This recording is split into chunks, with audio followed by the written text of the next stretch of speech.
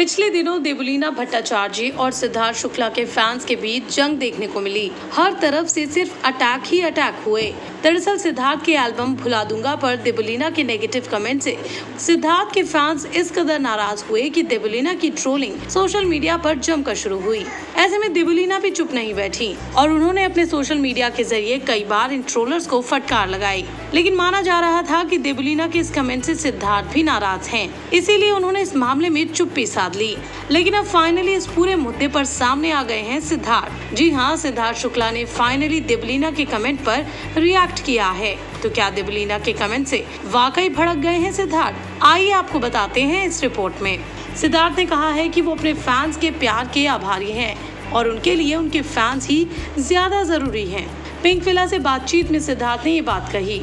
जब उनसे पूछा गया कि आपके गाने को नेगेटिव कमेंट मिल रहे हैं तो इस पर सिद्धार्थ ने कहा, हर कोई अपनी राय का हकदार है और मैंने सुना है कि मेरे साथी बिग बॉस के कंटेस्टेंट ने गाने और हमारी केमिस्ट्री पर अपनी राय रखी है। हालांकि मैं सिर्फ इतना कहना चाहूंगा कि मैं अपने दर्शकों के प्यार और सराहना के लिए काम कर रहा हूं, जो कि हमारे गाने को मिली है। आखिर में मेरे लिए मेरे फैंस सबसे महत्वपूर्ण हैं और मैं उन सभी का आभारी हूँ।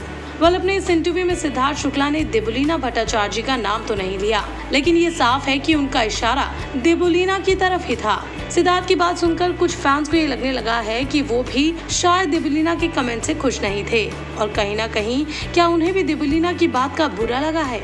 दरअसल देवलीना ने कहा था कि गाना भुला दूंगा में सिद्धार्थ और शहनाज गिल के बीच जीरो केमिस्ट्री है। देवलीना को गाने में सिद्धार्थ पसंद आई, लेकिन शहनाज में उन्हें दम नजर नहीं आया।